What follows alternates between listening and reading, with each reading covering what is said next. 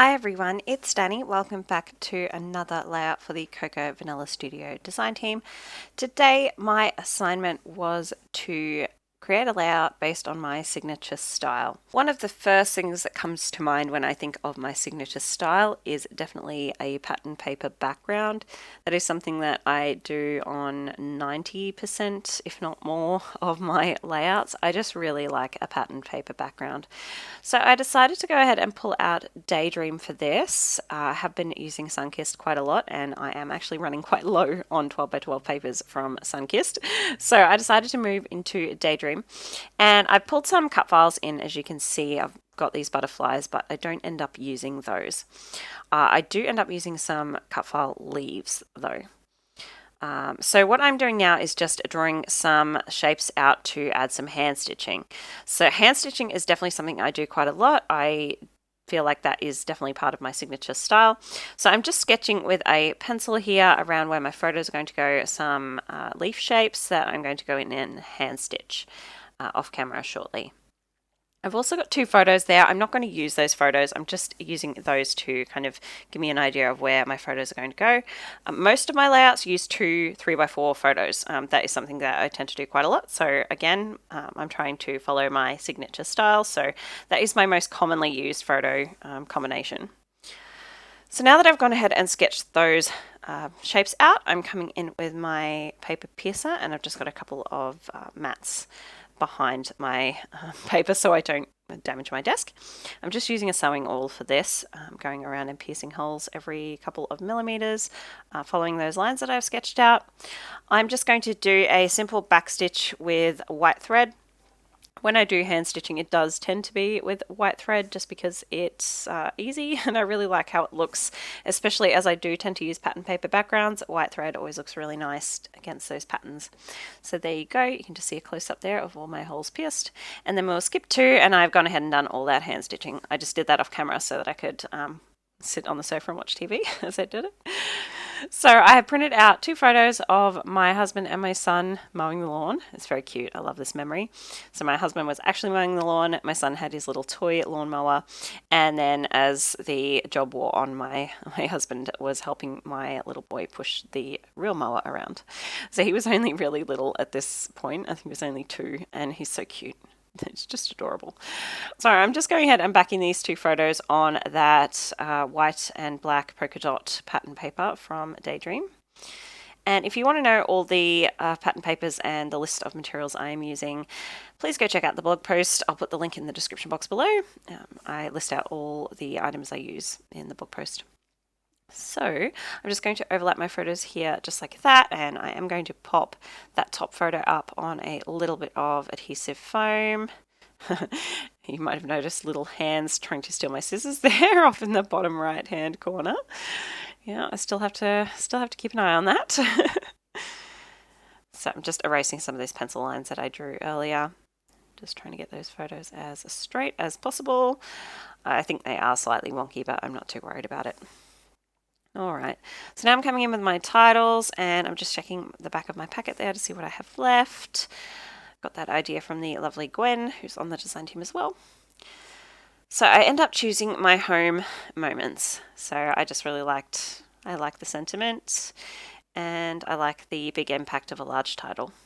So I'm just going to put those, that's where they're going to stay pretty much. And now I'm flicking through all my little die cut files that I've cut out previously, and I just have on a little dish in my on my workspace, and it's just a bunch of leaves that I've pulled out, just that I never actually managed to get onto a layout. They go into that little dish, and I keep them for future layouts. So I don't know where they're from, unfortunately. They're probably from a few different designers. But yeah, just any kind of simple leaf shape will work. And I'm not going to back them. I'm just going to use the plain white cut file. I do tend to back cut files if I use them, but in this case, I'd already done the hand stitching, so I really didn't want to go to too much more effort. So now I'm just pulling in some florals. I don't have a whole lot of florals left from the floral ephemera from Daydream, so I am just going through and looking at what I have. I have a lot of blue ones left, so I'm going to get a lot of those on the layout. I do come in a minute. I find a couple of pink ones, so I'm going to intersperse those as well. And this is an outdoors photo, so I thought the leaves and the flowers were pretty appropriate for that. So I am going to use that, I think it says Fantabulous banner. I just like how it fit in that space. Swap out that flower there. So just a couple of spots of pink just to kind of help break up all those blue flowers. I'm just going to fiddle around with these for a while until I get them all situated nicely, how I like them.